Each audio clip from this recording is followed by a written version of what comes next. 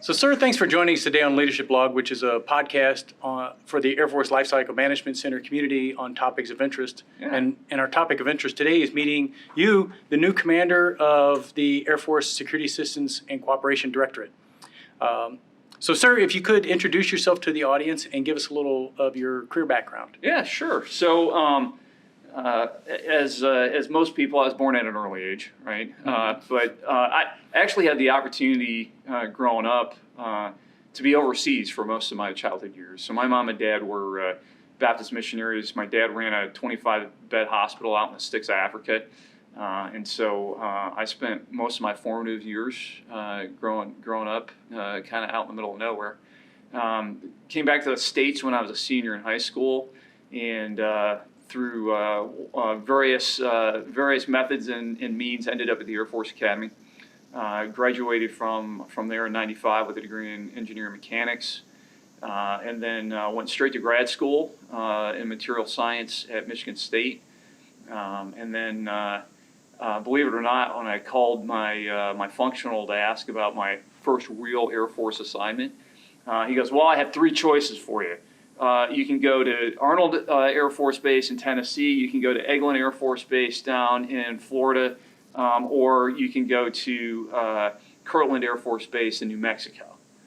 And I'm like, and I literally have the pick. And he's like, "Yeah, this may be the only time, but you actually do have the pick." So ended up down at Eglin working in the lab down there. And then from there, spent 2 years there at Eglin, did about 3 years in San Antonio working in the Force Protection Battle Lab. Went to the NRO for about 4 years doing satellite stuff.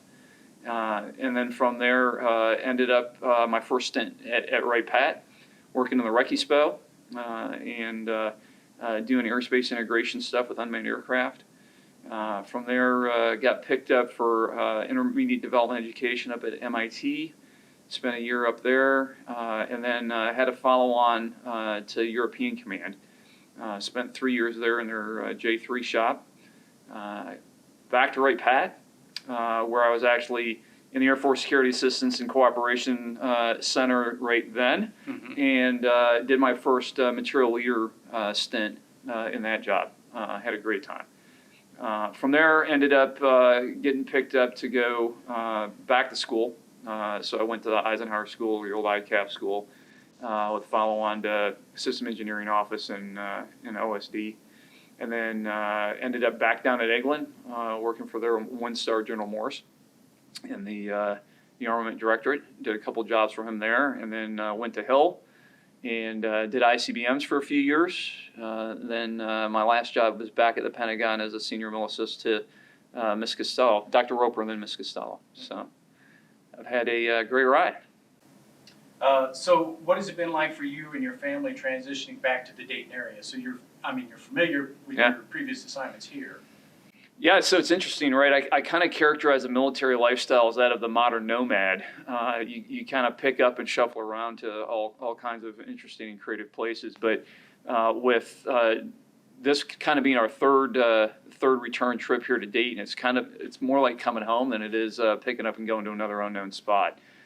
So we were all excited to be back in Dayton. It's familiar territory.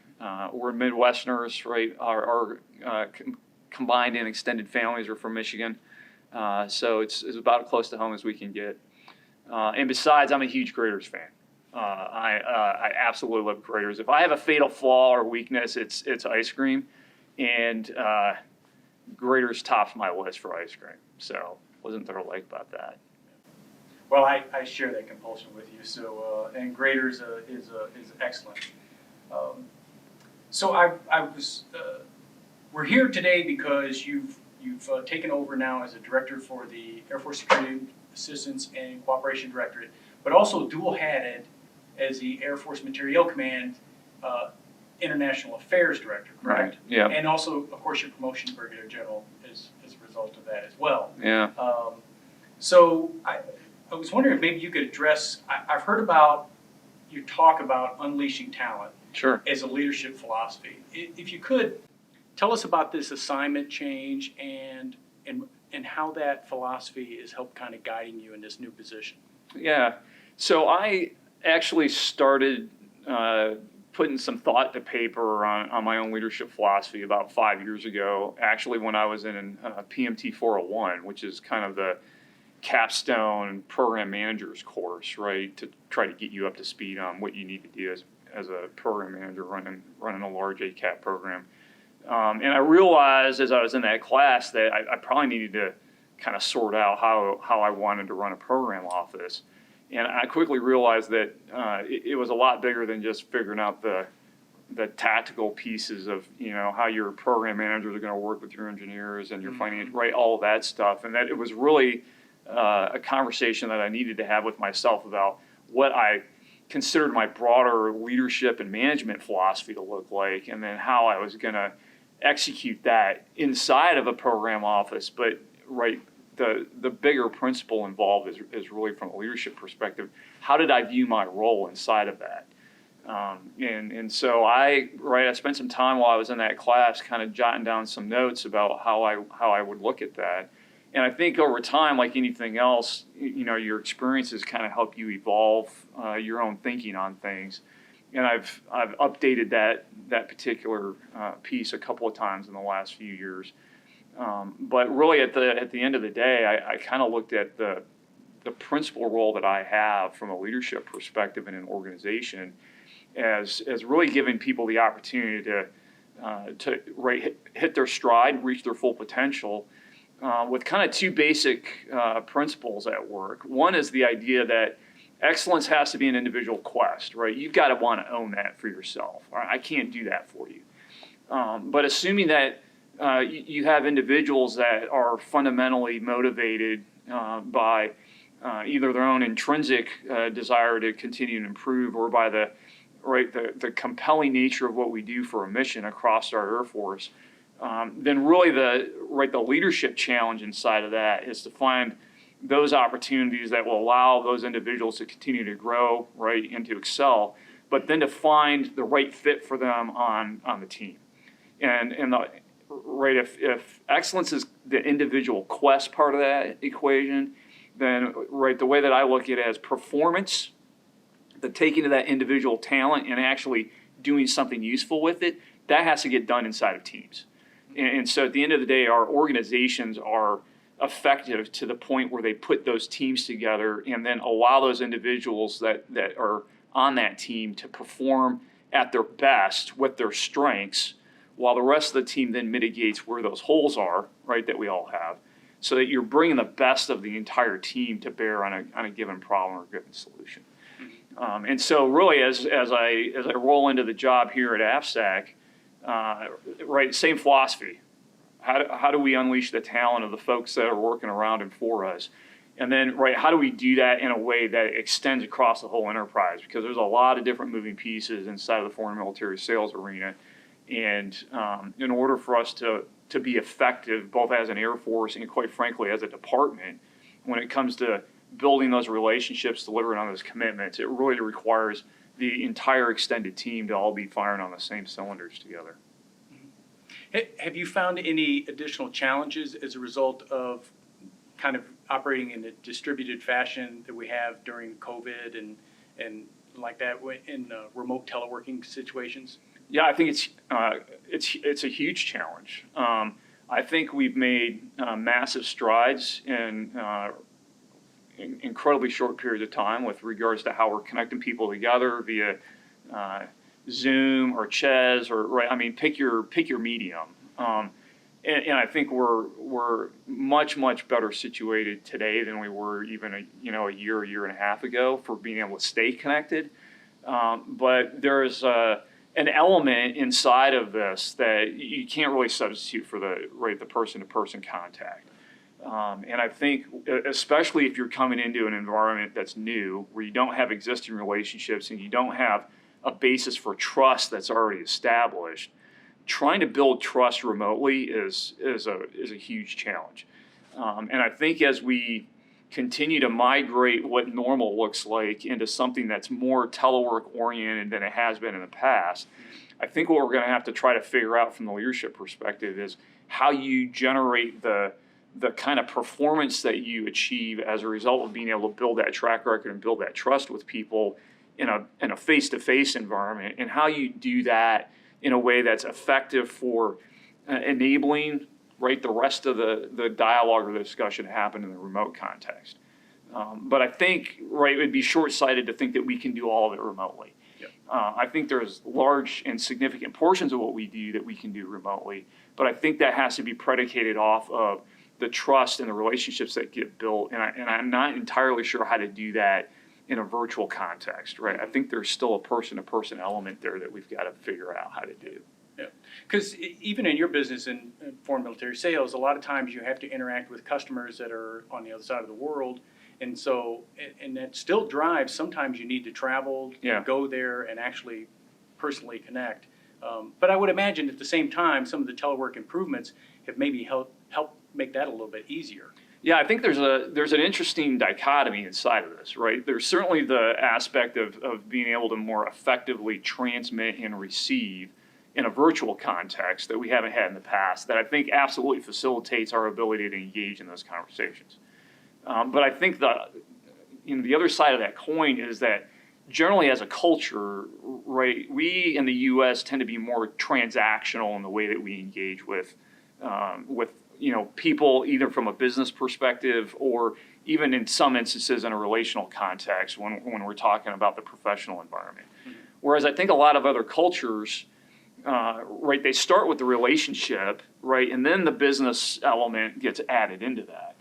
Right. And so in some ways we've exacerbated that distinction between, cultural distinction between how we typically think about business transactions as Americans versus the way a lot of the rest of the world sees it as an extension of a relationship that you're building. And so I think we just have to continue to figure out what that looks like and how we continue to exercise that effectively, right, as we continue to deal with the COVID scenario.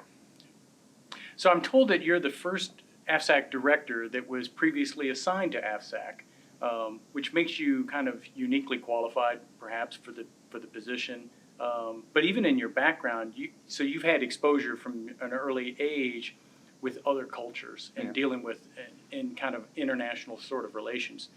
So talk to us a little bit about what it's like coming back into AFSAC as a director now. Yeah. So, repeat offender, right? It was actually, to be honest with you, a little surreal walking back in to the job because when I left Right Pat the last time, I literally walked out of exactly the same building, and in some cases there are still the same faces, right, that are working in exactly that same building, and so yeah, it was a little weird coming back as the boss and. Mm-hmm. And rolling into what was the front office, and to realize, well, actually, it's my office now. Yeah. But I will tell you that I've been hugely impressed with not so much what hasn't changed, but with what has changed. They are collectively light years ahead of where we were when I left the place, 8-10 years ago, from an execution standpoint, right? I mean, just hats off to the leadership and the whole AFSAC team for what they've been able to do over the intervening years. I mean, when I was an ML, right, we were literally hand carrying around, right, physical hard paper copies of case files from desk to desk to desk to get stuff done. And if you wanted to know where something was, you literally had to go find the case file on somebody's desk. They've completely automated all that now. And right, the visibility and the data that is available at people's fingertips, not just the director, but the whole team's fingertips for understanding where things are at, how well things are moving through the pipe, and quite frankly, the status across the enterprise, because it's extensive, right? So much of the work actually happens out with the program executive officers as opposed to inside of AFSAC's four walls, that having the ability to understand and know where the actual specifics are on a given case with a given partner, I think have just been huge. So that's been, I'd say a pleasant surprise coming back to see how much progress they've made. And I'm just looking forward to seeing how we continue to leverage that and continue to build on that as we move forward. If you could, we know that FMS, it's been on a big rise the last couple of years specifically. For our listeners who aren't familiar with FMS and foreign military sales, how would you explain it to a novice? Yeah. And what are the benefits of it to the Air Force? Yeah, so that's a great question.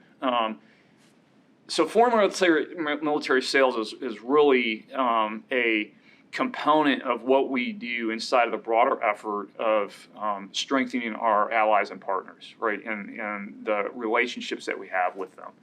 And it really plays out, I think, in a couple of different ways. Obviously, the first order effect is that that partner or that ally is on the receiving end of U.S. military grade equipment that they are then able to use in order to secure their own borders, right? So there's an aspect of this where having strong allies and partners has an immediate and direct consequence on our own footing, because now that partner or that ally is able to actually facilitate things in their own part of the world with regards to what they need to do for their own security, right? So that's kind of the immediate context. I think the other aspect to this that often gets missed is that those foreign military sales are generating funds, right? Because we don't do it for free. So by law, we can't make or lose money on the foreign military sales that we do, right? It's got to be a basically cost neutral proposition. So when a foreign partner comes in and wants to buy something from us, right, they're buying it basically at the U.S. government cost. But the benefit that accrues to us at a national level from doing that is really in the industrial base. And in fact, there are multiple aircraft lines that would be shut down and mothballed and would have been decades ago if there hadn't been a continuing and ongoing investment in those aircraft production lines like F-16 and F-15 over the years from those foreign military partners, right? So we have the benefit now on the Air Force side of being able to go in and buy an F-15EX, right? Because we've had foreign partners that have continued to invest in that platform long after the Air Force decided to stop buying the F-15, right? And so the only reason it's even an option is because we had those foreign military sales cases that kept those lines open, and quite frankly, continue to improve on those platforms. So the F-15EX capability that we're looking at going out and putting into play today is a far cry from the 15C models, right, that they're replacing. And so we have that benefit as a result of those foreign military sales. And then beyond that, quite frankly, it turns out that the engagement itself and the process of going through foreign military sales with a partner turns into an opportunity to further the relationship, right? Build the trust, build the camaraderie, the understanding and the knowledge of how that other partner thinks and operates, and then quite frankly gives us a way of being interoperable when we do have to go fight together, right? So their equipment and our equipment are going to work in concert with one another because they're buying our equipment, right? And it's hard to overstate what that brings into a fight as well when it's going to be a combined fight. And I think if the U.S. has any comparative advantage on the world scene, it's the advantage that we bring because we have such a large number of allies and partners around the globe that we've established relationships with, that we've demonstrated a commitment to. And that we have an opportunity, quite frankly, of being able to continue those dialogues through the foreign military sales arena. It's just like you said with the leadership, a team has to have a relationship in order to function effectively together. It's the same thing, having that relationship with our foreign partners. Yep, it's same principles, right, applied in another venue. But I think at the end of the day, it's the human condition more than it is anything else. And what and how do we build that trust and confidence in our ability to deliver on our commitments, and then in a reciprocal, right, kind of a way, understand that, you know, we've got each other's backs when the chips are down. So, sir, that pretty much brings us to the end of our time. But before we close, I wanted to see, is there anything that we left out or anything I should have asked you about? Or Well, again, I just like to say how absolutely thrilled Heather and I are to be back at Ray Pat. We are thoroughly looking forward to engaging not only with the Air Force team, but quite frankly with our foreign liaison officers that are part and parcel to the Ray Pat AFSAC scene and everything that they do on behalf of their host nations to facilitate what we do on the foreign military sales side of this. So looking forward to what's in store, and I'm sure great things are coming down the pike here as we head into 22. All right. Sir, thanks again for joining us on Leadership Log. Thanks for having me.